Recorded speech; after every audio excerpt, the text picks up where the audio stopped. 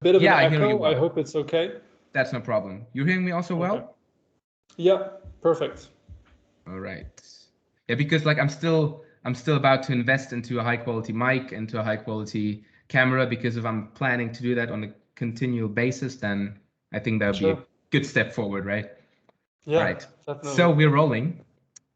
Welcome everyone. Welcome back to Sapiens Playground. I'm here now with another guest. This time it's Raphael Sirtoli, PhD. Welcome to my podcast. Thank you, Maxim. It's a pleasure to be here. How are you today? I'm doing pretty well, thanks. I'm in northern Portugal. It's usually pretty rainy. Today there was a lot of sunshine, so made sure to get my circadian rhythms in order and get vitamin D and get that antidepressant effect all in one. Awesome. What about skin cancer though? Ha, good question. Good question. Well, I'm not worried about that. Maybe that makes me Right. crazy, but I'm not worried about it. Yeah, that's definitely making all of us crazy. And I remember I just had, not too long time ago, I had a seminar in my medical school, which was about the relationship between UV light and skin cancer. It was really driving me crazy because they have been like hammering that point home that stay home, don't go outside too much. It's gonna kill you. So, Right. all right. But actually coming back to our topic, um, just for starters, I'm gonna ask you like 3 easy, simple questions just to get started, and then we're gonna dive into some questions. So just tell us, for the listeners who probably don't know you yet, or some of you might know you already, what's your like full name? That's the first question. Second one is your favorite food, and third one is your favorite type of movement. It can be a favorite exercise. It can be a general thing like basketball or like dancing. It can be push-ups, like whatever you like the most in terms of moving your body. Okay, so my full name is Raphael Sirtoli. My favorite food, well, that's a difficult one. I would say it's most likely going to be Angus ribeye, I would say. That could definitely be at least in the top three. And my favorite movement is a Olympic weightlifting movement called the snatch. So you start with the bar on the floor, you have a wide grip, and you pull it upwards, and you catch it over your head in a front squat. That's my favorite movement, basically. It's a CrossFit movement, right? It's from the CrossFit area, basically. Yeah, so CrossFitters borrowed it from Olympic weightlifting, Oh, and it's right. Okay. very, very popular movement. But yeah, usually that's what you see on an Olympic stage, snatches, and CrossFit has made it, I guess, much more popular, actually. They've made that weightlifting movement very much popular. Yeah, that's probably it. Originally started from Olympic lifting, and then just people took it, and now we see it everywhere in CrossFit. Yeah, Awesome. exactly. So if you mind to like introduce yourself, give a quick intro on basically what you do, just so people get an idea to who I'm talking now. Sure. So I started off when I was 17 at university in London studying Italian and management, so not at sciences at all. And it really was not very interesting to me. And while I was doing this business course, I decided to look at other stuff that was more interesting and gave me a sense of purpose and deep meaning, and that was science more generally, more broadly. I started out watching physics lectures on YouTube. That was in 2007, 2008. There was these wonderful lecture series. I think it was called Physics for Future Presidents. That was the idea that this is the basic knowledge you should have as a person making decisions in the public. And it was a beautiful introduction to general relativity and Newtonian physics, and just about how to think scientifically in general. So that made me, I would say, fall back in love with science, because as a very young child, I remember being very much into science. And then bit by bit, I started to move towards biology. And actually, as most people do when they're in college, they experiment with drugs. And in my case, it was cannabis. And I had an episode of postural hypotension, which is basically you're sitting on the couch playing video games, getting super high. You get up and your blood pressure is a bit slow to increase. And so you get lightheaded and you sort of stumble back onto the couch. And I thought, wow, that's really strange. Why is that happening? I must be a terrible person for putting myself in such a dangerous situation. So I wanted to understand what happened. And that launched me on a journey of discovery, trying to explain. First of all, I figured out it was called postural hypotension. I understood that it was benign. I understood how the endocannabinoid system can make that happen due to its vasodilatory effects and blood pressure lowering effects. And I just thought that it was such an interesting thing to be able to learn something about something that has happened to you personally and then take steps to apply it to your own benefit. And that was sort of a formative experience for me, for convincing me that I wanted to do something in the scientific realm. And then I found Gary Taubes' book. I don't remember how, to be honest. And like many people, Gary Taubes' book was very convincing. And his book is called Good Calories, Bad Calories. And it's a beautiful historical foray into the nutritional sciences and why we believe what we believe in the general public with regards to nutrition. And he has quite a heretical worldview in that respect. And I thought I definitely have to learn more about this. And eventually it led me to a master's in molecular biology, a distance learning master's in molecular biology. And in this master's, I studied breast cancer. Specifically, I was looking at the lactate to pyruvate ratio in breast cancer cells, because this ratio gives you a hint as to what the breast cancer cells are consuming energy-wise, what their metabolic profile looks like. And I studied those because in the literature, they were heralded as an example of cancer cells relying on fatty acids, which would disprove Warburg's theory of cancer, that cancer cells tend to be very fermentative cells. And I found that actually the lactate to pyruvate ratio was very high, suggesting that they were fermenting a lot for their energy, which was contradicting a lot of the evidence that Guppy and colleagues had presented for breast cancer cells. So cancer was a really interesting learning experience for me in my master's. And then from there, I eventually obtained a Marie Curie grant, a European grant, to go study a health sciences PhD in northern Portugal. And I'm in my last year of this PhD, so I'm still a PhD candidate. And there I am studying the metabolic side effects of antipsychotics in a rodent model of schizophrenia. So very different from cancer and nutrition. So I'm finishing this up this year. And yeah, that's my academic background. However, in the meantime, I have also co-founded a company that has now closed down called Nutrita. And the goal of this company was to produce a food tracking app with a nutrient density score and a insulin index, which other food tracking apps do not have, because we have a very different view of what's important in nutrition. We don't think that calorie counting is the be-all, end-all for fat loss. And we think that nutrient density, properly calculated, is a really crucial aspect of dietary decisions that we should make. So the app was to help people understand their food choices from that perspective. This project is over now, but in the meantime, I've transitioned to a head of research and design, basically R&D for a medical clinic, where I work hand in hand with a brilliant oncologist, and we help patients make decisions. So I'm not a medical doctor. I simply help on the research side. And yeah, we're trying to be a modern clinic where it's not just doctors, but doctors and researchers working together to give the best information possible. And that's what I'm doing while I'm finishing up my PhD. And it's a medical clinic in Lisbon, Portugal. Well, that sounds great. Like you have quite a big of history behind you in terms of what you've been studying and what you've been like the topics that you've been interested in. Like I think it's a very good thing actually to not just myopically focus on only one thing only, and because if the more things you're actually researching and focusing on, the better understanding you actually maybe get of the human body and what is good or bad.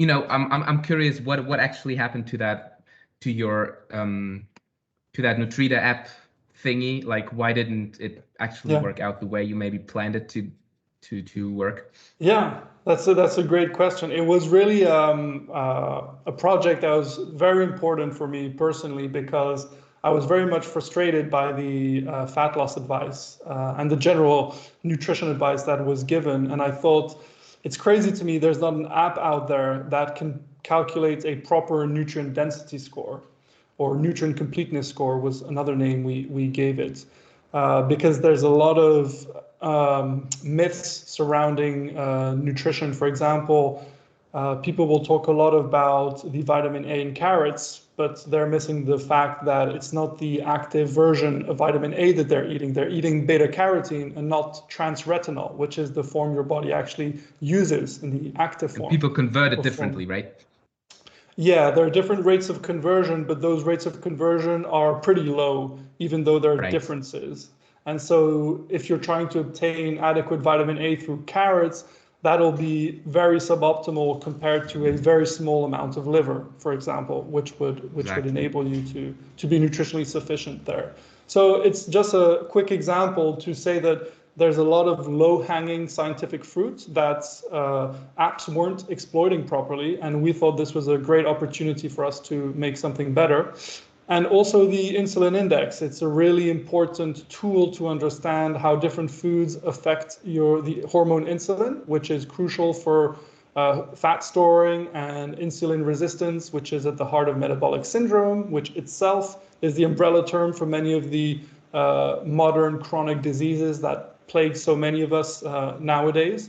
So we wanted to give people different tools than just counting calories, and that was our best attempt. And unfortunately, we never managed to obtain the sufficient funding, mostly due to internal reasons with the team. I was working with a very competent and brilliant team, but we weren't working together in person. We were doing this at a distance, basically, so mostly virtual meetings. And when you're trying to obtain funding and go further, it's very difficult in that situation. So we ended up closing the project, but the groundwork is still there, and hopefully it'll be picked up by someone else in the future. I mean, how do you say? It's like the path is the goal, basically. So you've been working on that. You've been putting out information. You've met plenty of people. You know, you've shared lots of great knowledge with the world. You know, through podcasts and through. I've heard you talk about that app on several occasions. So I think the value is still there. Maybe not through the app, but through different things that have happened over the course of this whole process. And so now you're working on different things, and in the end, we all learn and we all, you know, evolve and continue actually working on things. So I think there's still many things to come, and I wish you good luck with that. Absolutely. Thank you. All right. A pattern that I basically, you know, oftentimes realize when listening to people who are very much into like health and all this space, it's basically that they oftentimes have like a crazy health story to tell. It's interesting that's not the case for me. So I've never been like extremely sick or anything, or you know, or I don't even have family members who have been like super sick, and that's the reason why I actually started researching and looking for information. But I found out that that's the case for most of people who are absolutely into that topic. So do you have like any background story which you can actually tell, which has led you on that path, on that health journey to discover what foods are good, and make you actually also question the general advice that we're given in terms of nutrition? And so yeah, tell us something about that. Yeah, I have a personal health journey that was influential for how I eat nowadays, and for how I also view the nutritional sciences more generally. I wasn't ever terribly sick, fortunately, but when I was maybe 24, 25, So I had already made some significant changes to my diet. I'd started eating lower carb, eating lots of vegetables, fruits. I was cooking most of my meals, eating out very rarely, eating fish, eating eggs. I think the diet would have been pretty great from most people's perspective. Maybe not the vegan perspective, but I would say other than the vegans, people would have been pretty happy with the way I was eating. And maybe after a year or two, around when I was 25, I started just not digesting what I was eating. So it was very strange because I thought, wow, I'm so careful. You know, I'm using olive oil and butter, and I'm eating lots of vegetables, fruit, nuts, you know, fish and chicken and a lot of great things and red meat and all of these Healthy things. Mediterranean diet, right? Yeah, exactly. Something, and I wasn't eating bread and I wasn't eating even the legumes because I had taken the paleo approach, thinking that those could Yeah, have caused I see. problems. And yeah, and I just suddenly started not digesting it for no reason that I could understand. I wasn't drinking a lot of alcohol. I wasn't a heavy cigarette smoker. I wasn't a cigarette smoker at all. So I couldn't quite understand it. And then I Not started digesting meant learn. that you had digestive Yeah, issues, or like you had yeah. diarrhea, I or had, what you were getting, were you gaining weight, yeah, or I what was had happening? like bloating. I had All right, discomfort. I had diarrhea. I mean, there were bits of food that were undigested in my I stool. see. And one day I even started getting blood in my stool. And this was Wow. shocking. You know, I was working out, I was spending time in the sun, I was doing everything right pretty much. And bit by bit, you know, after a lot of investigative work over the years, I figured out that it was really the vegetables and the fruit and the nuts that I wasn't digesting. And the meat and the fish and the eggs, I was digesting fine. I could eat large amounts of food, really force feeding myself large amounts of meat and fish and eggs, and I had zero discomfort, zero bloating, zero undigested food in my stools. And the only symptom that has really remained is diarrhea and blood in my stools. But luckily, going more and more carnivore, these symptoms improved. They haven't completely resolved. I'm still trying to figure out what I can do, but for the most part, if we can estimate, I'm maybe 95% carnivore now. So I just eat Right. dairy, fish, meat, you know, that sort of stuff. I'm pretty good. I really don't have any major issues. I even had colonoscopies and endoscopies to confirm that I don't have a worsening of the disease. In fact, it seems to be very stable. I don't know if you would call it remission, but it looks great. There are no active ulcers. There is no the anatomy of the crypts in the colon are fine. So it's what I'm doing seems to be helping not make it progress. And I self-diagnosed ulcerative colitis because I went to see gastroenterologists and they were clueless, if I'm being perfectly honest. They were really of no help at all, unfortunately. Yeah. So yeah, I self-diagnosed. And when I say self-diagnosed, I mean I'm speaking with many, many doctors and colleagues and researchers, and of course getting many different opinions. But the doctors I went to see in person, my medical doctors that I chose, those they weren't of much help. So with food, I Okay. managed to control it, and this really, you know, made me realize that there's a lot of because it's considered an autoimmune disease, and many of these sort of Mm, diseases are very poorly understood by the conventional medical literature, and most exactly. likely because there's a strong lifestyle component to them. There's probably a genetic component to them as well, because they're more common in males and they tend to appear exactly around the age that happened to me, which is 25 years old. Um, so there's certainly a genetic predisposition, and then also probably some lifestyle factors. Who knows if it's antibiotics when you're young, or something when you're, you know, just a developing fetus that happens. Who knows? It's still a mystery as far as I can tell. So if anybody has a better explanation, I'm all ears. But it helped influence me. It made me realize that some things are difficult and you can do everything perfectly and you can still have issues. and that's okay. You just do the best you can. And so would you consider yourself to be symptom-free now, basically? Or you're No, still I'm suffering? not symptom-free.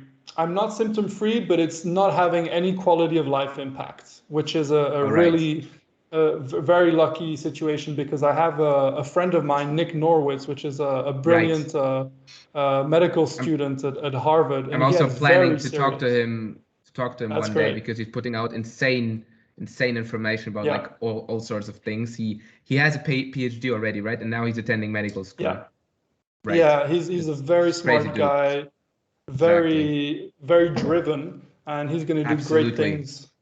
And He's really he had it passionate very serious. about the work with working with Dave Feldman and that whole Yeah. lipid energy model, and lipids and cholesterol metabolism. I've been hearing him talking about that. It's really fascinating what he puts out, and his Yeah, health yeah, story, of course, absolutely. as well. Yeah, his health story is really interesting. And he was a poor guy, he was in a much worse state than I was. I mean, he was Right. hospitalized, he lost a ton of weight. So I can consider myself lucky in that regard. And Mm. he found a lot of respite from the disease with a ketogenic diet. Right. He didn't, it's interesting because he didn't need to go full carnivore. Mm. So there are clearly differences in our diseases, but he found a lot of improvement. So, for me, it was a mix of ketogenic and carnivore, and for him, it was mostly keto, which helped him. So he's a really, I'm glad you're going to have him on and talk about that more. So I won't say too much, but yeah, he's another interesting case with ulcerative colitis. Right. So we'll probably not dive too deep into that whole lipid topic, because that's 10 separate podcasts that you could actually Right. fill with with this topic and everything that's connected to that. So thank you first of all for sharing your story. I think that's super interesting Sure. to hear from your perspective, because I think if you go through that, and people oftentimes, like, if they see someone eating like insane quantities of meat or like being carnivore, right? They first, like, especially if it's like people who are convinced by that vegan, I would say, propaganda ideology, whatever you want to call it, then they might put you right into you know into into a corner, into a camp, and say Mhm. you're crazy, you don't care about anyone. But if they, like, people, if these people maybe hear that there's a health story behind it, and actually a reason why you do this because you truly feel better, then I think it just will maybe make people understand your situation a bit better, and Mhm. emphasize with what you're actually talking about. So I think that's valuable. Yeah, I hope so. I hope it gives Mm. people, it helps people realize that what may seem extreme from the perspective of what is mainstream is not Mm. what's necessarily extreme in terms of physiology. And that's Exactly. a very big difference that I mean, look, I literally went through my old Twitter messages from many years ago, and I saw myself, commenting about how it was so obvious that fruit and vegetables were an essential part of any diet. So I was Mm. there. I made those mistakes. Exactly. We all do them. So it's fine that we all learn at our a different pace, but it's just important to recognize that some things we think today might change, and that's just normal part of evolving. Right. So what I primarily want to talk to you about today is evolution, and especially your paper that you were writing on the human trophic level, and basically how there's lots of evidence proving or showing that humans were heavy meat eaters back then, or over the course of the entire evolution. And we'll definitely talk about that plentiful. But before actually touching on the paper, I want to ask you one very important question for me, which I've been thinking about thoroughly, and and also discussing with other people. And I've been listening other people raising concerns on that question, and I just wanted to hear your take on it. And it's basically the importance of actually talking and thinking about evolution in the context of human lifestyle and human diet. Like, I have my opinion on that, which I think is pretty similar on what you're going to tell us right now. But still, I've been hearing people making the following argument that it's basically irrelevant, what, or more or less irrelevant, what happened over the course of evolution, because only because we've done that earlier doesn't necessarily mean that it's for some reason super healthy, or that's exactly the way we should be living right now. And also saying things like, just because just because we have been living this way before doesn't mean we need to apply this in our today's situation, because it's not possible for different reasons, because with like civilization and technology and this and that. So why would you say is it still maybe crucial or worth considering actually to discuss health questions still through this evolutionary lens, and considering actually having a look at what we've been doing over the course of evolution? Why would you say is that still important? Or is it? So evolution by natural selection is the process that Darwin and I think Francis Galton, if I'm getting his name right, co-discovered or discovered. And to my mind, it's the most powerful idea in the whole of biology, by far. It's the idea that has the best explanatory ratio, meaning how much you need to postulate in order to explain. So it's a very simple idea in the sense that it's not a long, complex formula that's difficult to remember. You understand that there has to be selection, and that this selection builds on top of itself, and that you need, iterations over generations and generations, and that it's not like an engineer who thinks from first principles and goes back and changes things. Evolution operates by building upon itself, and it really determines your past as well as your future, and you cannot disregard it. There's a quote by Theodosius Dobzhansky who says, "Nothing makes sense in biology except in the light of evolution." And it's true because we have all evolved into the form that we are today. Without going into theology, we weren't just created in the sense we didn't just appear the way we are, we evolved that way, meaning that there are forces that have selected us to be the way we are. And if we ignore that, we are ignoring an empirical fact of where we came from. So it is not an important idea, it is an essential idea. And you cannot do good biology by ignoring that idea. It doesn't matter whether you're working with PCRs, whether you're working in animal models, whether you're working in cell culture, whether you're a doctor, whether you're a psychologist, it doesn't matter.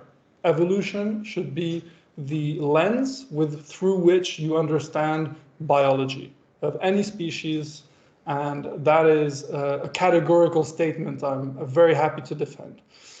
Now, unfortunately, this is a minority view, incredibly. In physics, quantum mechanics, Newtonian physics is not a minority view. It's absolutely mainstream. And if you disregard those views, you may not understand that the Earth is, pretty round, like an ellipse. You may think that it's flat.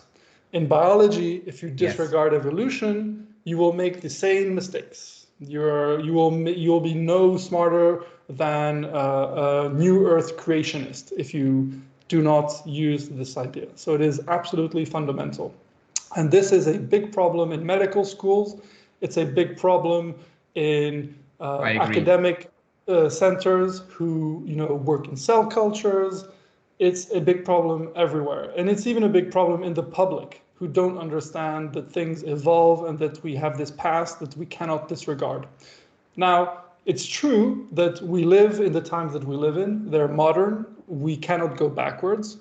And we cannot mimic exactly the lifestyle we had. And maybe we don't even want to mimic exactly the lifestyle we had, because you can't use a computer and exactly mimic the Paleolithic times. You have to make a choice. You have to make a compromise.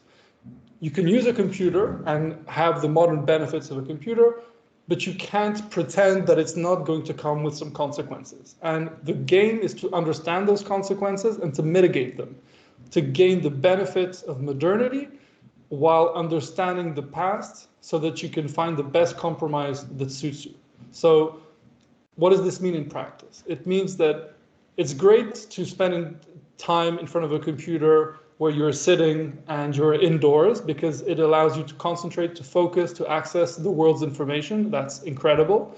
But it also means you have to keep in mind that you can't be sedentary, because you did not evolve to be sedentary. And if you're sedentary, your body will decompose slowly. Your muscles will atrophy. Your bones will be brittle. You will end up being depressed. You will not have access to enough sunlight. So you have to play the game of modernity and your evolutionary past. And if you're conscious of it, you can navigate it pretty well, actually. It's possible to navigate it pretty well.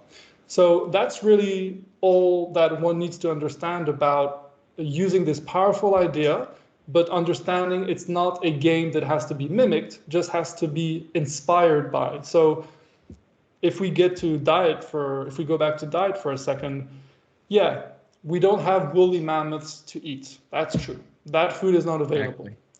But what's the closest thing we can do? We can eat a lot of fatty red meat. That's perfectly available to us through beef, for example, would be, or lamb, something like that. So you don't need to have a perfect one-to-one mimic to respect principles of evolutionary biology. You have to understand the components that you evolved to be adapted to. So it's technically possible to eat novel modern foods and not have a bad reaction to them if those foods respect the properties that you evolved to handle.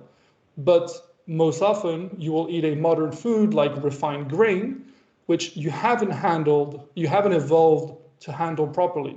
You will disrupt your incretin system. You're going to create dysbiosis in your guts because your gut is not used to seeing high quantities of starch, where there's a large surface area because of the powder form in which the starch comes into your gut. You're used to see it in terms of whole foods, like a whole nut or a whole tuber, which has not a lot of starch, a lot of fiber and water. That's going to be a form that you're more adapted to. So it's about some of these nuances that we have to take into account. I think there was an awesome explanation, starting actually with the fundamentals of actually explaining why it has to be at the core of every discussion when it comes to health. And I absolutely agree, and I'm really missing that in my medical school, because we just take things as granted. So this is our physiology, and this is how it works, and this is how we treat a disease, and we don't really know what causes the disease. And we, diet is important. It's like not really going into what's really good or bad. It's like diet is good, exercise is good, do all these things, stress is bad, whatever. And I think what people miss to understand is that all these ideas of something being healthy or something being not healthy is a consequence of what we have, as you said, what we've evolved to handle, or what our physiology has actually evolved to do. It's like healthy is the normal state, is how our body operates under the perfect circumstances. And if something happens that is not in tune of what our body has evolved to do over the course of evolution, then that's what we then can consider as being unhealthy. Would you agree with that statement? Yeah, I think it's a good way to frame the issue. Right. All right. So now making like a tiny segue into the whole evolutionary biology topic, and actually going right into, before actually going right into your paper, we'll be discussing basically some of the evidence for that you've been talking about. Just maybe you could give a quick intro of what you've been actually researching without necessarily going too much into the actual evidence, because I'd like to, before we actually discuss the evidence for what you've been talking about in the paper, I'd like to ask you some devil's advocate questions from people who might be skeptical of the health advice basically that we're putting out, of meat being an essential part of the diet, etc. But first, what you've been tell us what the paper is about and what you've been researching there and what you've been looking at.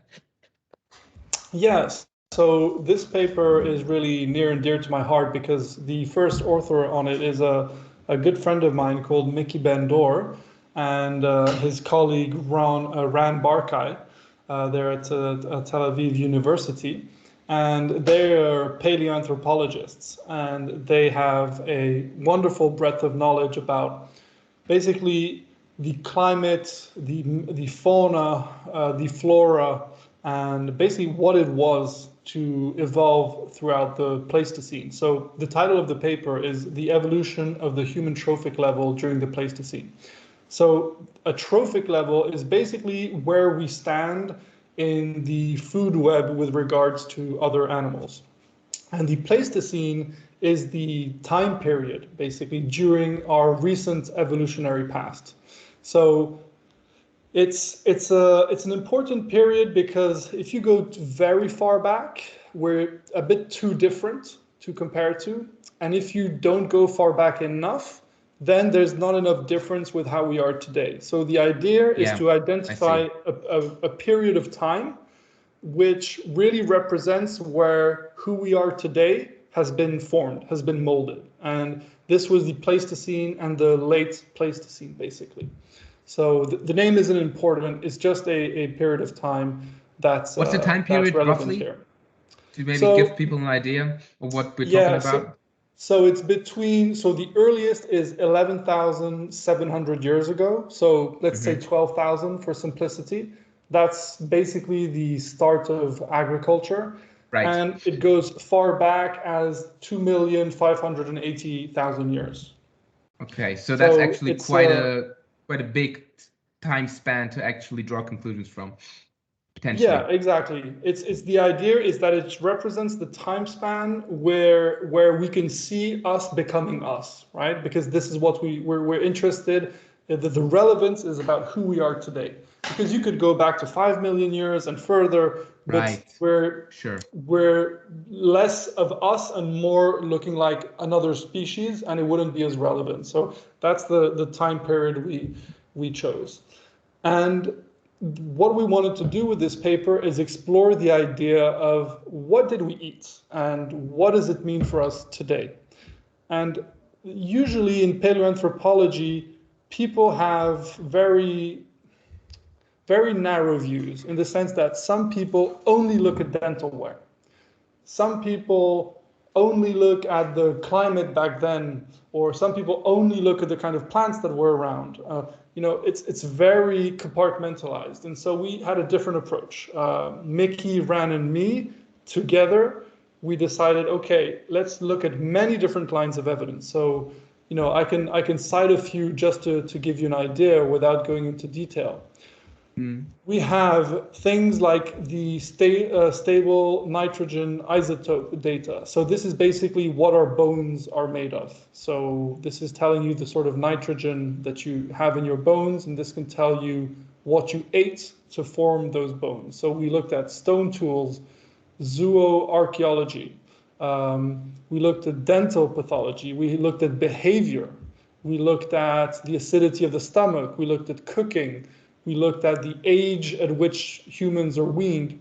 We looked at the fat reserves and some genetics as well. So we tried to take a very broad view and do what's called consilience of evidence, meaning you take different paths and you look at the general direction in which they're pointing. Because the idea is that if you do this, you have a higher certainty for your conclusion than if you just choose one path and you assume that where that path is pointing is the right direction.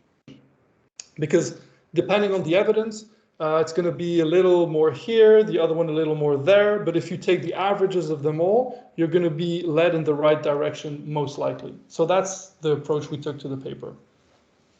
Yeah, I think that's a very, very sophisticated approach to actually do things or do research, because coming to the devil's advocate questions, I just realized that they are basically almost all of them are about physiology, and like your teeth are this, and we have this gut and this and that. So it's not really taken into account behavior or whatever other lines of evidence you were citing right now, which we can discuss later on.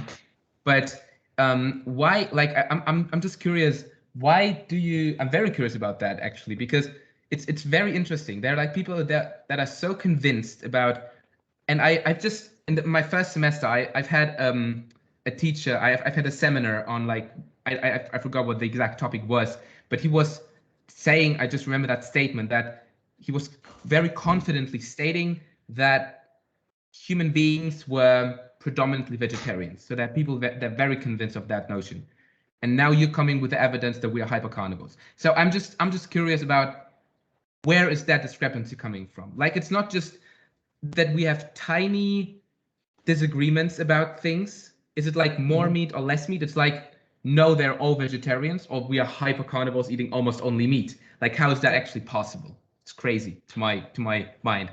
Absolutely. It shouldn't be the case. If we better applied, the methods of science, we wouldn't be in such a big disagreement. And food, everyone eats, so everyone has an opinion about food, which makes it difficult when most people don't apply the evolutionary lens. What's interesting and difficult with humans is that basically what really sets us apart is our flexibility, meaning that we don't have a niche. Like some animals, they just hunt on the coast. Some animals, they just eat a specific kind of species or a specific kind of plant. They have these very specific niches.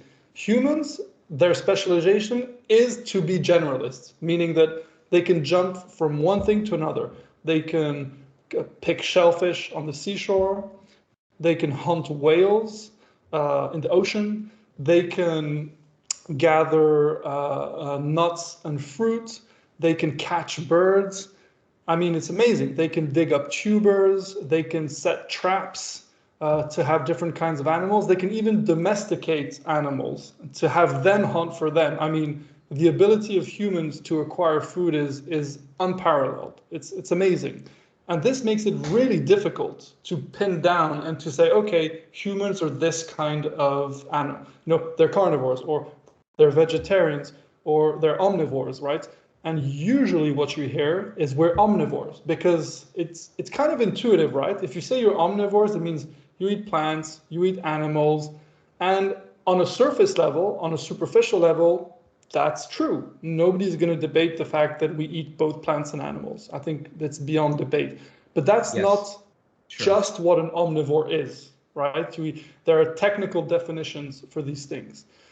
And it's not because you can eat plants and animals that you're an omnivore, because by that standard, dogs are omnivores. Dogs can eat tubers. Dogs can eat fruit, I mean, you give a dog a fruit, he digests it. They have amylase. They don't get sick just because you give them an orange. But we know dogs aren't omnivores. We know they're carnivores because we see how they behave in the wild. We see that it's just because you eat 20 calories of a piece of orange doesn't make you an omnivore. It's about amounts, relative amounts. It's about what your body is made of. It's about what you will eat over tens of thousands of years. So we have to take a bit more of an intelligent view of those things and not just stop at the surface level. So with humans, it's really interesting because there are no known vegan population of humans. They don't exist. People will mention, oh, there's this group in India but again, there is no evidence of this being true. These are legends, these are myths. If you look at stuff like what's in their bones and you analyze it, you will see that the protein came from an animal. This is beyond debate. Now, and maybe also citing the work from Weston Price at that point, because he's been actually studying that extensively and visiting all kinds of traditional societies, not people who live in the civilization, but actually people who still adhere to that traditional diets and ways of living. And so we see the exact same thing as you just said. No vegan groups, they all focus on animal products. Exactly. That's precisely right. The base is animal products, and then depending on where they live, depending on their ability and local ability to acquire animal foods, they may supplement with plant matter to different extents. And quite incredibly, of course, humans also have technology, so they can process food, they can modify the food, they can adapt the food to themselves rather than just themselves adapting to the food. So it makes it a complicated picture, and that's why you need many different lines of evidence. It's totally inadequate to just look at our mouth and say, okay, we don't have canines, hence we can't hunt and we didn't eat meat. It's a very superficial argument.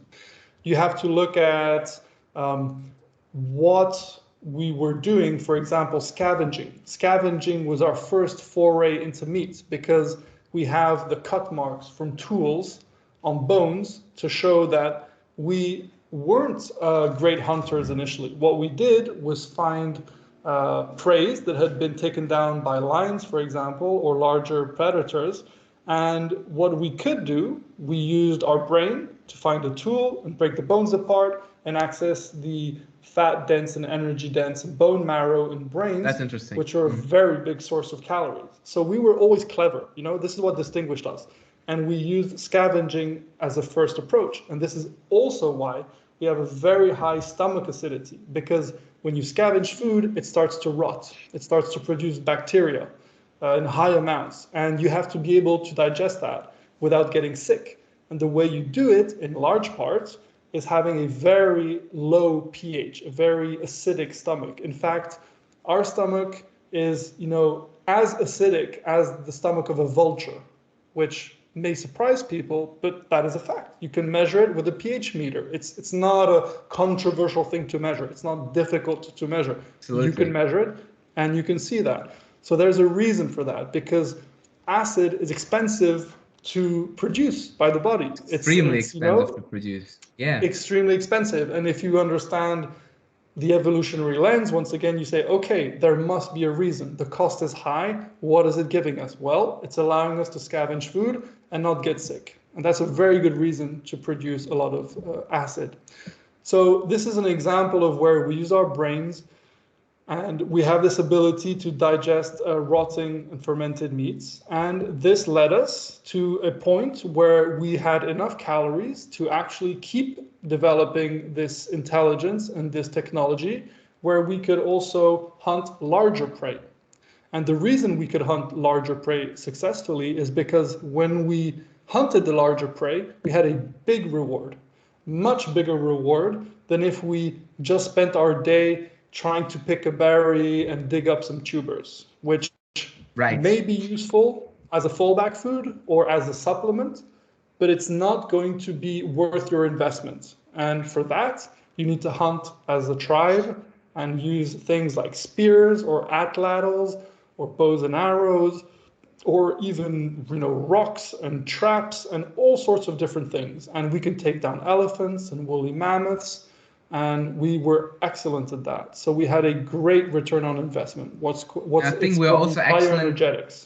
I think we're also excellent at working in groups. I think that's what I've been thinking about recently, because I just imagine like one person against a woolen mammoth. I think nothing would really happen with the animal, because one human being is small and, you know, fragile and vulnerable, and, you know, we can be taken down very easily. So I think the capacity to work in groups and actually hunt together, and that's why we are so cooperative in some sense. So we like talk to each other, and we have like also how's the white part of the eye called?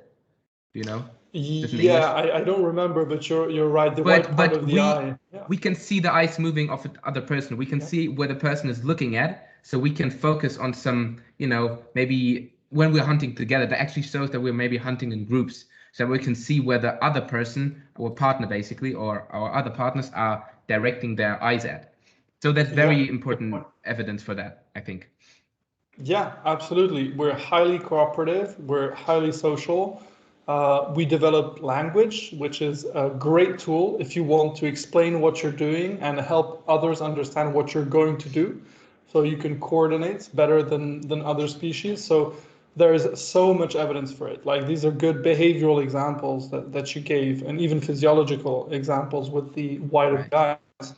So we have, again, this consilience of evidence pointing to a direction. And I think it's worth mentioning that the strongest piece of evidence for me personally, in addition to behavior, is the fact that, you know, if you look at, because there's a lot of subjective in what we look at for this evidence. Some things, it's debatable, you know, but what's not debatable, at least not to a large degree, is what is in our bones, because we have the beautiful tools of physics to tell us this nitrogen or this carbon or this oxygen came from this species, because we know that things that are in the sea have a different signature than things are from land.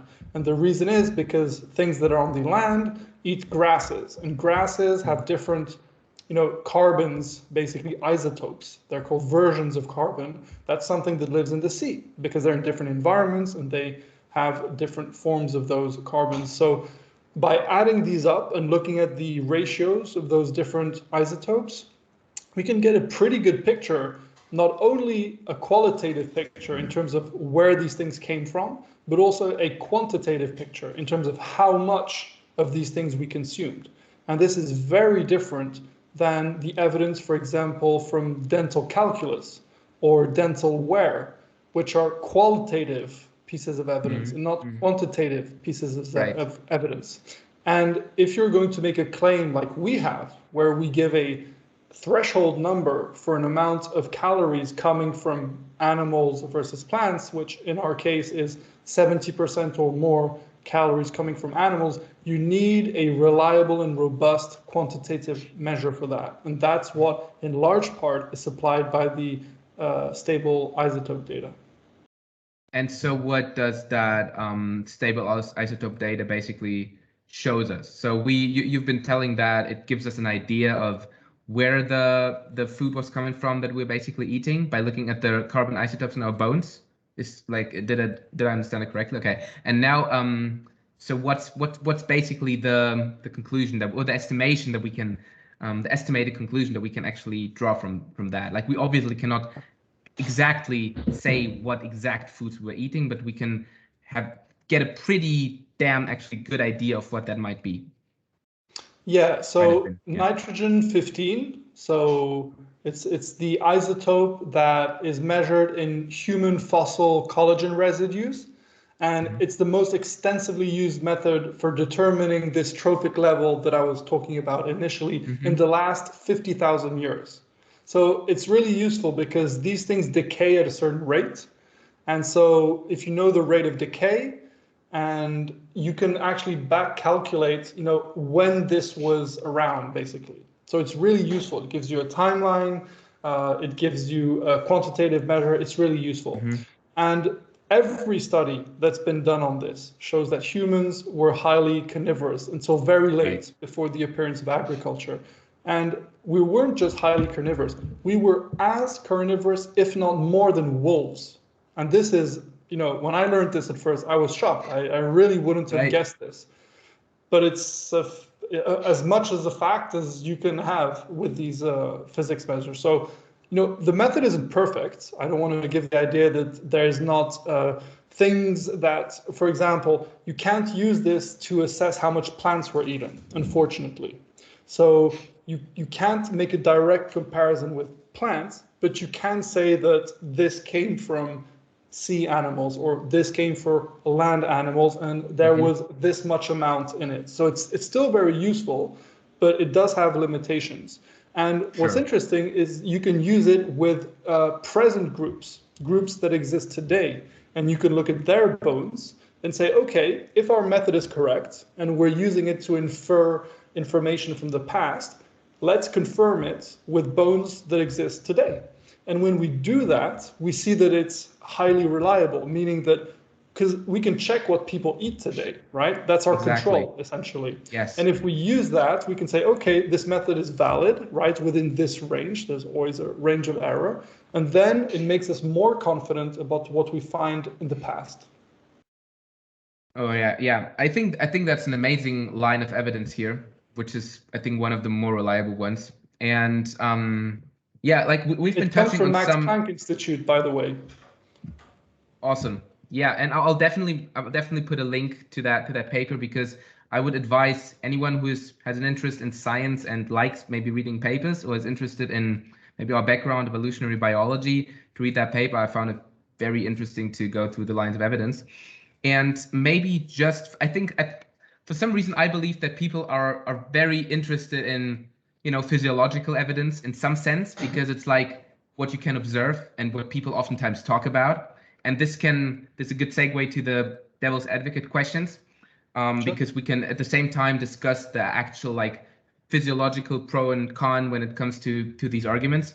And so the first thing that you actually touched upon, or no, it's another thing. It's actually the amylase enzyme that we have in our saliva, Yeah. basically telling us that amylase is there to break down starch, which is complex carbohydrates, into more simple carbohydrates.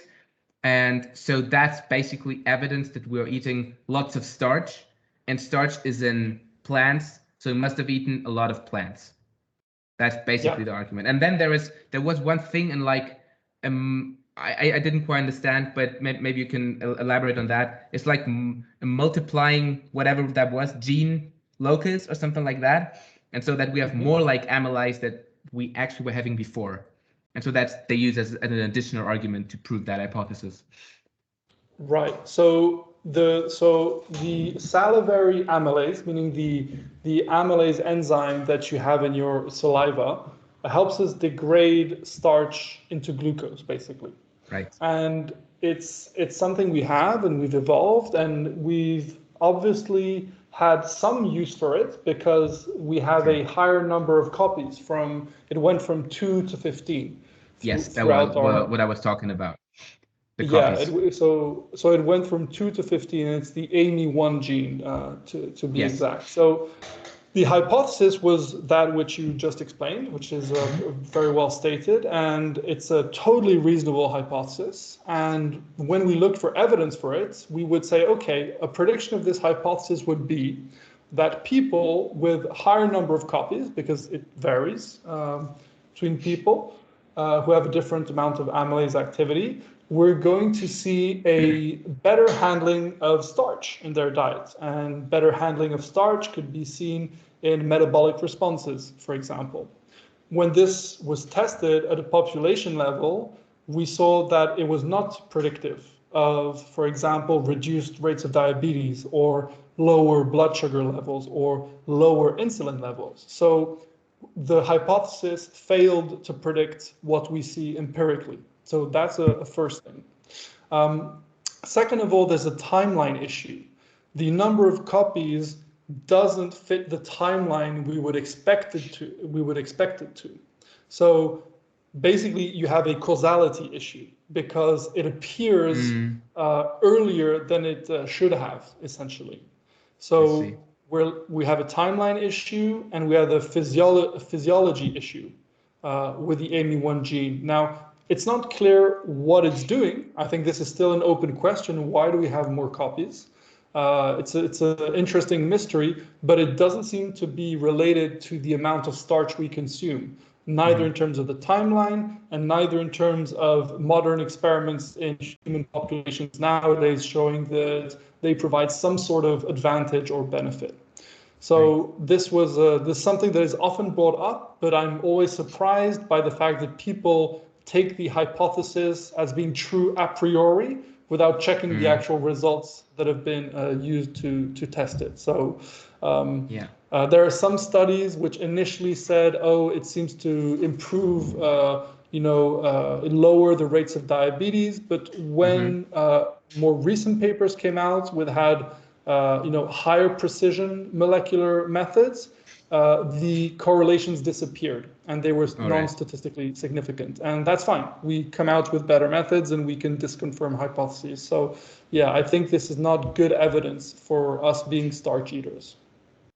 Yeah, I think that's very interesting. And I appreciated that you're humble enough to actually say that we actually don't know exactly why this is the case, because I think that's a very important statement to make there, because I feel like in medicine and in science, people are so quick in trying to be super confident in their conclusions and not actually being still critical and open to the fact that there is still open debate and question that we might not answer and that we maybe don't have an answer to yet. And I think the amylase thing still shows us that we were not no carb eaters, at least. Sure. Like there's some utility of eating carbohydrates in our diet. So I think that's the one thing that we might conclude from that.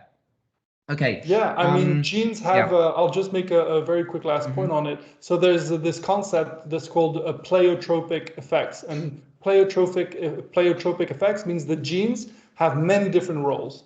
So Right. we call it the amylase gene, but that's one thing it does. And yes, we know it digests starch, but who's to say it doesn't do other things that may be different things in the diet or related to something that has nothing to do with diet? And it's very, Yeah. very hard to figure out every role that a gene can have. And so we should be really open to it doing something that has nothing to do with starch at all, even though it's the most obvious first hypothesis that you would propose. Yeah, that's a very interesting thing. Thanks for bringing that up. That might, open some room for thought for people. So the second point is maybe the favorite ones of, every carnivore versus vegan debate is like the gut. What's about the gut? We have vegans say we have a big gut, and that means we have been eating plants because they digest slowly and whatnot. And so now the meat eaters then say, yes, but we have a very small colon, and it has shrunk over the course of evolution, which means we don't process plant matter as well as we did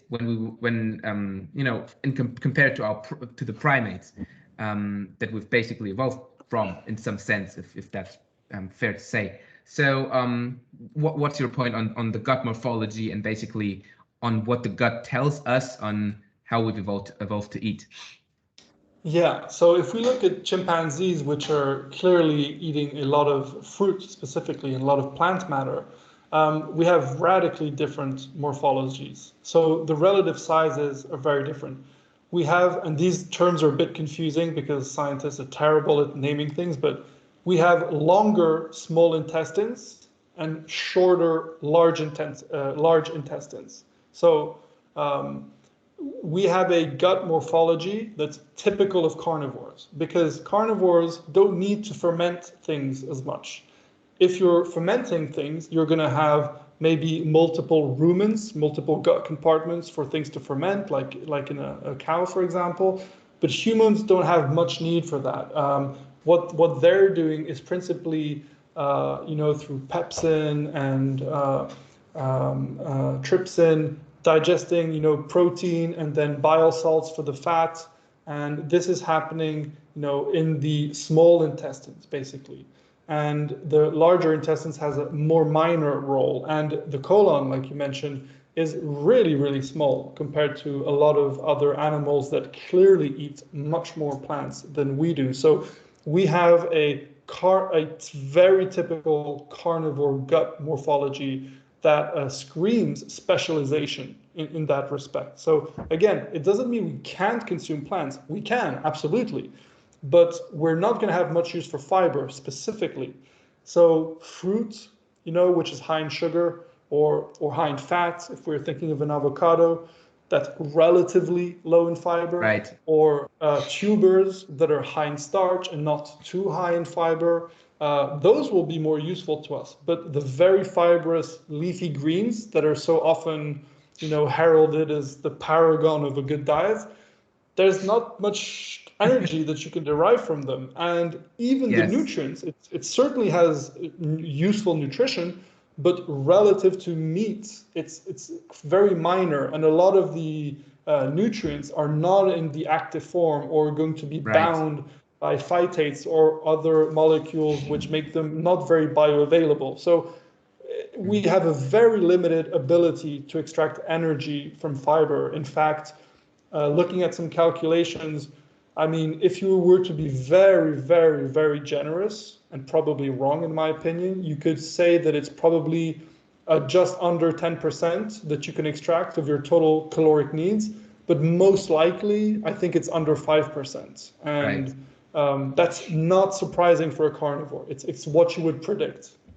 Mm-hmm. Yeah, I generally agree because if we look at the small intestines, they're to absorb amino acids, fatty acids, and basically glucose. And yes, we find glucose in honey and stuff, but also plant matter predominantly, probably. From the modern diet's perspectives, whatever. But if we look at the colon, large intestines, they're to basically process undigestible, as you say, plant matter, which is like all the fibrous stuff, which ruminants and herbivores are actually able to digest, right? So, and if you say that, I like that statement. It screams for what did you say, for specialization, Specialization, yeah. right? So I think that was a good statement. Okay, Yeah, and gorillas and cows, they have so they eat a lot of fiber, but what they're actually absorbing in their system is a lot of fat. I mean, a gorilla has 70 to I think 80% fat diet once it's fermented a lot of its food. So technically they're keto, if you want to be macro about it. So fat is crucial, you know? Yeah, absolutely. Because they actually, for people maybe who are not familiar, they what they do, they convert. What is that? They convert they ferment the fiber and produce short chain fatty acids, exactly, and then they actually the body runs on these short chain fatty acids later. Okay, that's very interesting. Okay, and basically there are like a few more points, but just to be respectful of your time, just gonna focus on one more, and then we'll wrap up with some final questions. So the last one that I noted was vitamin C, because I think it's physiological fact that we are not able to produce vitamin C, as opposed to like other animals, maybe also carnivores. I'm not quite sure on that, but I'm not even sure on primates, but I suppose they're also not able to produce vitamin C. Like I was reading the book from Malcolm Kendrick on heart disease, The Clot Thickens. Probably heard of.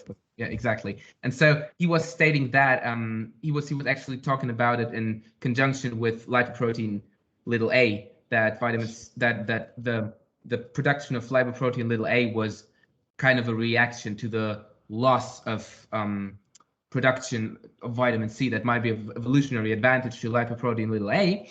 And so talking about vitamin C now, the plant-based people would say, see, we've been eating tons of fruit because that's the only freaking place that we could get vitamin C from. And of course, we know that that's not technically true, but what's your take on that? So, so you can definitely get vitamin C from animal foods, but you will not get it in high amounts. Right. So you can get it needs to be fresh because vitamin C will degrade.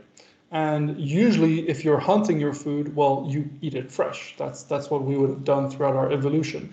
There would be small amounts in muscle meats, but they would be physiologically relevant, and they would be in higher quantities in certain bits of offal. If I'm not mistaken, I think in some, is it the thymic glands or the kidneys, even in the liver, maybe? I think in some bits of the offal, you get some vitamin C. So you can definitely get it. The question is how much, and is that enough? Now, people always think about how much is in food, but they always forget the other side of the equation, which is how much you need. And that need is not static. That need can change. If you're a smoker, your needs for antioxidants will increase. Your antioxidant activity needs to counter the oxidant reaction from the cigarettes. So the needs will depend on how you live, essentially, your lifestyle and your species needs. So you can obtain enough vitamin C from animal foods, and this has been shown in actually very good but old experiments where people were locked up for 1 or 2 years eating only meat and were being actively surveilled to make sure that they were eating this, and they did not develop scurvy. In fact, scurvy can be avoided by eating meat, interestingly enough, even though it has low levels. And there's some complex physiology behind that, and I can try to simplify some of it. So there's one aspect where the vitamin C needs are in part dependent on the amount of carbohydrates that you eat. If you eat large amounts of carbohydrates, and especially the carbohydrates in the form of sugar or flour, those will tend to increase your blood glucose levels and deplete your glutathione. And this means that you will have increased need for vitamin C, meaning that your recommended daily amount should change according to what you eat and your metabolic state. There's also the glucose ascorbate antagonism hypothesis, because glucose and vitamin C is very similar on a chemical level, and they have some competition to enter the cells. Although I'm not a very big fan of this hypothesis, because I don't think you can conclusively show that just by eating sugar you won't absorb vitamin C. I don't think that's quite correct, but technically speaking, there is competition between the two molecules. But there's also the fact that if you have high glucose levels and you're diabetic, this decreases your plasma ascorbic acid levels, which is another word for vitamin C. So maybe also because of the additional oxidative stress, right? Exactly. Of the high blood glucose, which maybe depletes some of the vitamin C. Exactly. So we see diabetics have a higher need for vitamin C than the non-diabetics. And it's also interesting because you can lower your vitamin C requirements by going to a lower carbohydrate and specifically usually a ketogenic diet by changing something in your metabolism, which is called the oxaloacetate to acetyl-CoA ratio. Now, these two molecules in your metabolism basically determine, they're sort of the ketogenic switch. You can think of it that way. And they also will determine the amount of mitochondrial glutathione levels. So glutathione is another antioxidant. Vitamin C is an antioxidant, glutathione is an antioxidant. And if you increase one of them, you will have less need for the other. So your body has these redundant antioxidant systems, and it's very useful because, again, depending on what you eat, you might have more of something, more of the other at different times, and it's good to have different amounts.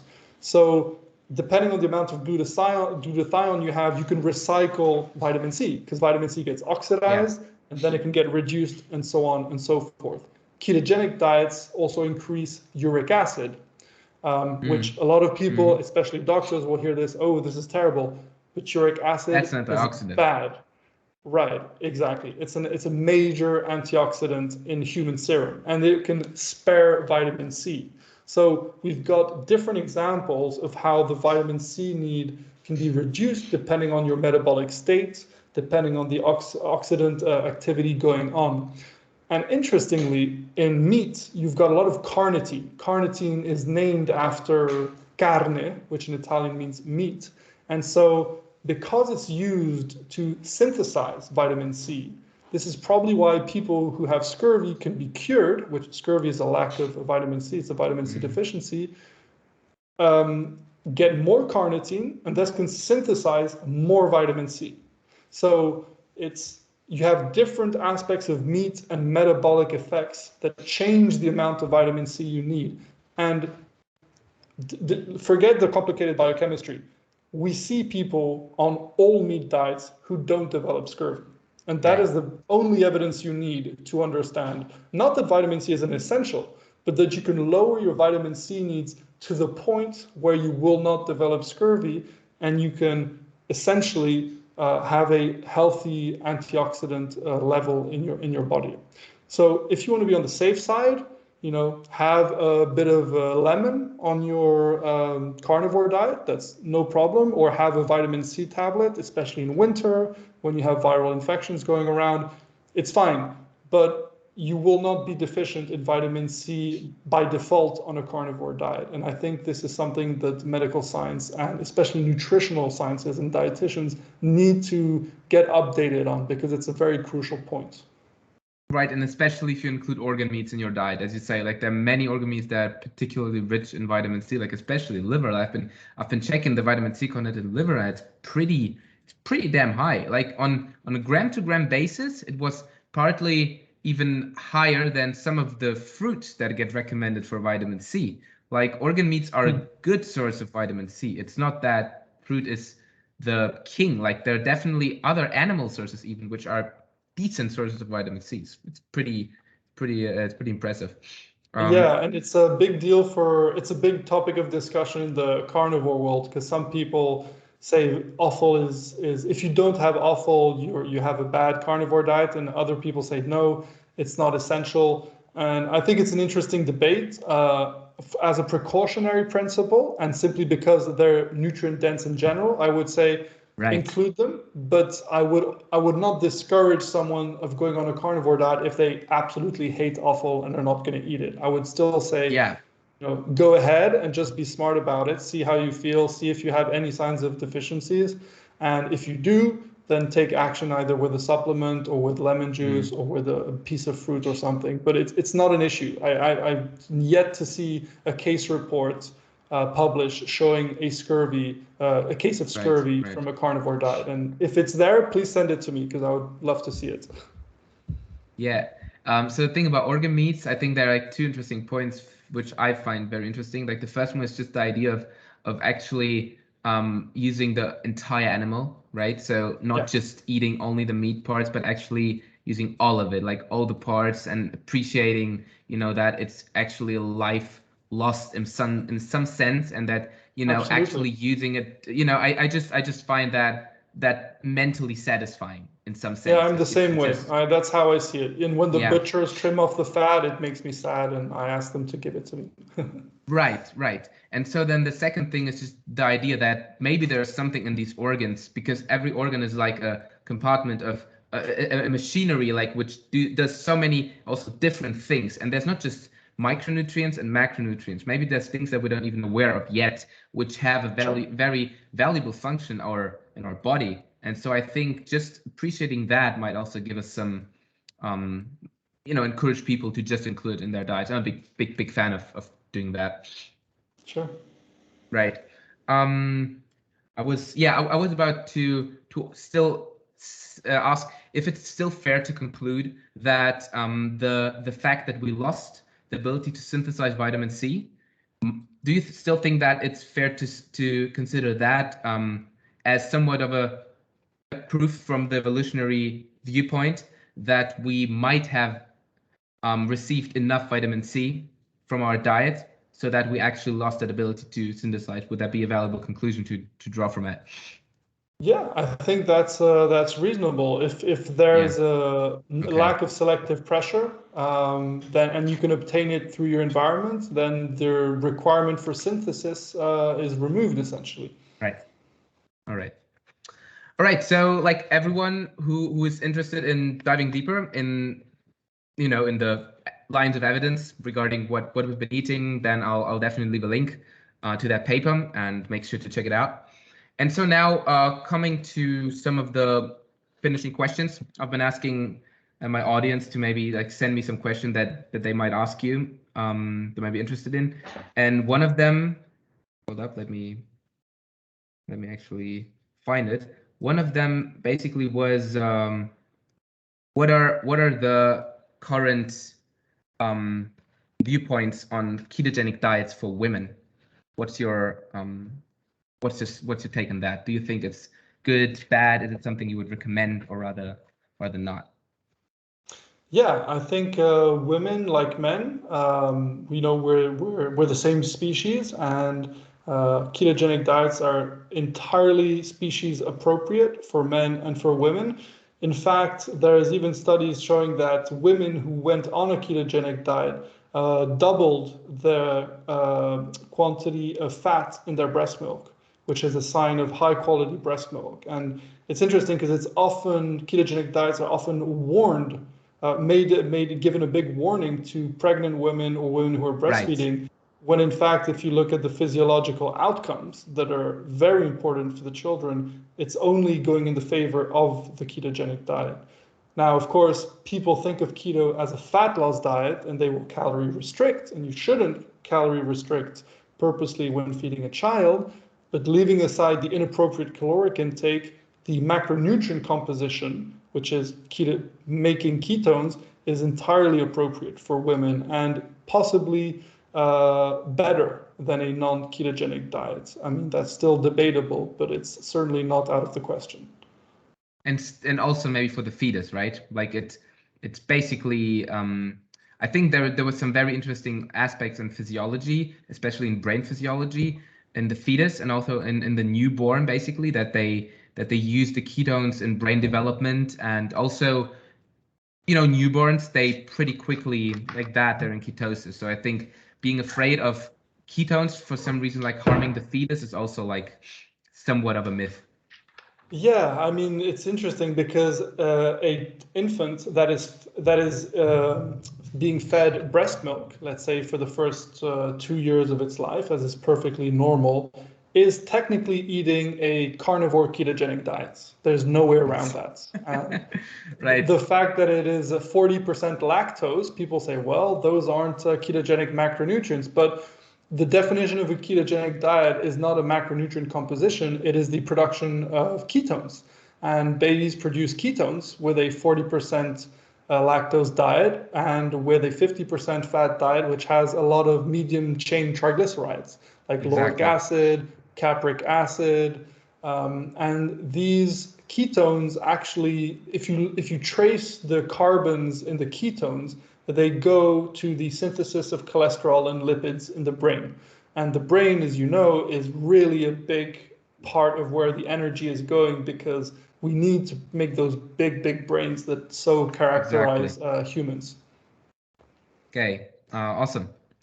Another question was, do we actually need sugar in our diet to balance our stress hormones? Because, you know, we've been hearing that keto increases cortisol, and if we don't eat, if we fast, like this somewhat mimics fasting physiology, then we get a spike in cortisol, and maybe that might lead to, you know, other negative downstream effects. So is it maybe still valuable to include carbohydrates, sugar, whatever? It's like technically all the same. Do we need some sugar, some glucose in our diet to counterbalance that aspect?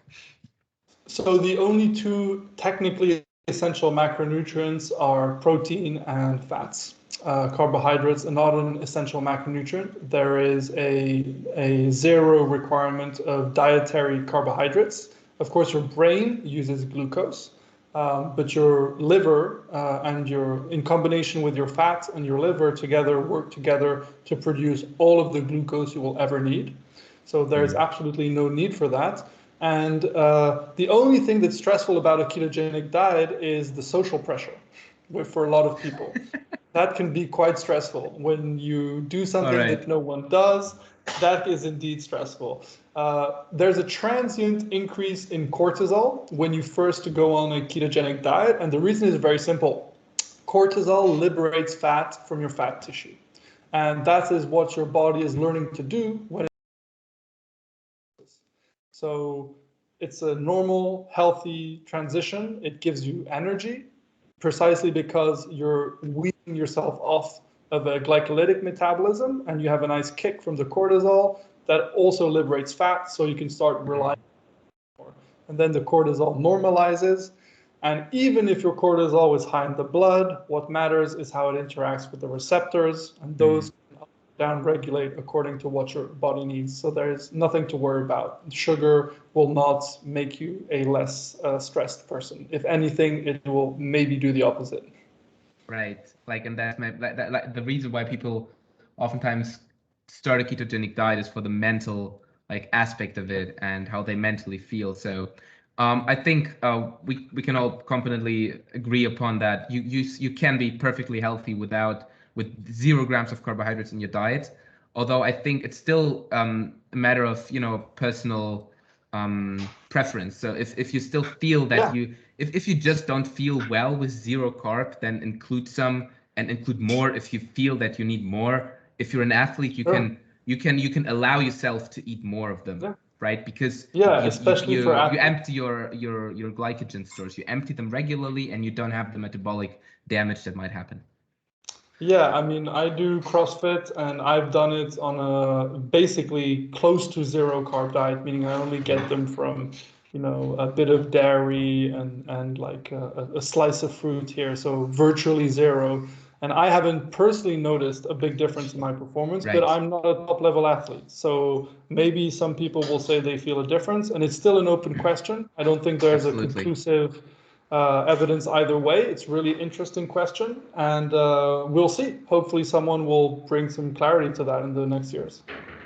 Awesome. So 2 final questions for you, and then we'll wrap up this thing. My first question would be, what's your diet currently looking like? You've like made already some hints to that. You've predominantly carnivore, but and don't eat many carbohydrates, probably ketogenic. But maybe just give us a day of eating. What your meals look like, and just I think not necessarily taking that as some sort of advice, but I think it's just interesting for people to hear for some reason. So I'll tell you what I ate today because it was a particularly delicious day. So I started out really simple. I had 4 eggs with some salt, pepper, cumin, and some cheddar melted on top, with black coffee on the side, cooked in butter usually. And then, so I used to eat 2 meals a day, but I've been eating 3 meals a day in the past year, which has helped me gain a bit more weight and muscle. But 2 meals a day was fine for me in the past. But now I'm eating 3. For lunch, I had a massive Angus ribeye and a bit of liver. Very simple.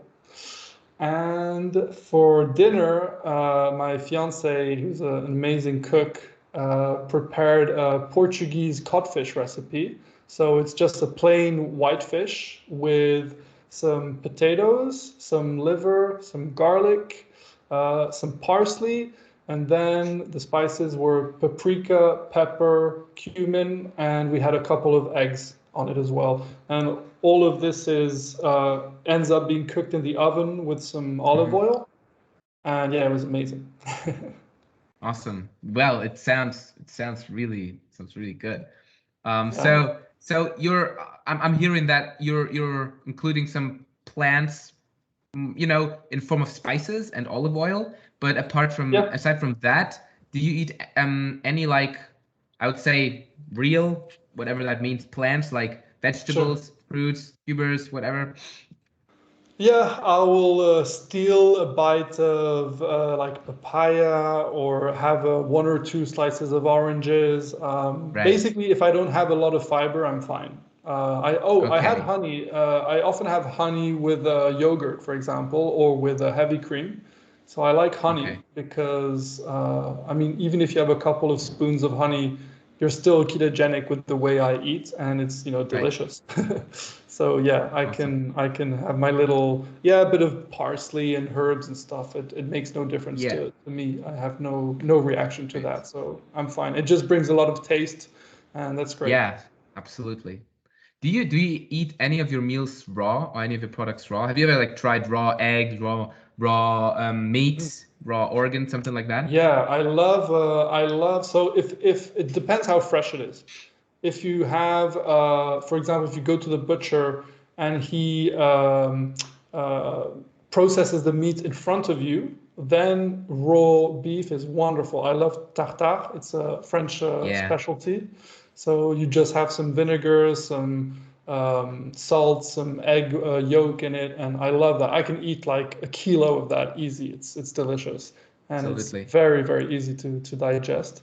Raw fish, of course, like salmon, smoked salmon, even raw liver if it's fresh. Once again, it really has to be fresh because then it otherwise doesn't taste right. But if it's fresh, I'll eat raw liver, no problem. Eggs, I mean, I just think they taste so much better cooked. Except for the yolk. The yolk, I'm happy to eat raw, but I just prefer to cook them for the taste. But there's nothing wrong with eating a raw egg if it's fresh as well. That sort of stuff. Awesome. All right, so coming now to the very last question, which I always like ask at the end of the podcast, and it's basically has nothing to do with diet, has nothing to do with anything evolution. Oh, maybe it has something to do with evolution. Like, I don't know, but it's basically what is it that keeps you going in hard times? So imagine you're standing in front of an insanely difficult task. Maybe that's something that has to do with the times we're in right now, because they might be very frustrating. But just in general, a very difficult thing, you're about to give up, but still you don't. And what is it that will keep you going in such situation? It might be an event from the past. It might be something you've heard someone say to you. It might be a person. It might be a memory. It might be a thing, whatever. Like, what keeps you going if it's very difficult? For me, it's 2 things. It's seeking truth. It's very, very motivating and inspiring for me. It's a very pure concept that is really a powerful force in my life. The idea that I'm even able to seek it, it's a massive privilege, and I should not forget that it's there to be looked for. That's one thing. And the other thing is a community or friends or your loved ones. It's priceless. There is not a life worth living where neither of these things are in it, from my perspective. So if you are close to the people you love and who love you back, and you can seek truth while being in their company, after that, you just need water and food and sunlight, basically. Right. Right. Well, that's an awesome insight. So yeah, appreciate very much that you agreed to come on and talk with me about things you do and about everything that we've been discussing today. I found the conversation really enlightening in some sense, very fascinating, and I think people will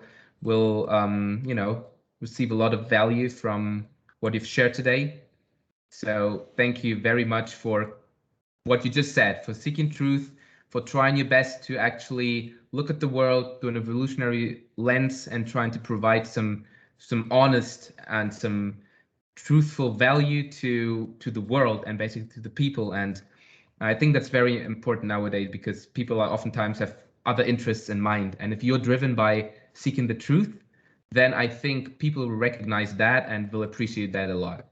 So thank you so much for that. Well, thank you for reaching out to me. Thank you for your really insightful questions and for taking the time to read the work I put out with Miki and Ran. It's really much appreciated. And also for coming to medical school with a very different approach than the rest of the people that are usually in medical school. And I know how Right. rare that is. So I'm very happy to know that you're out there in that community.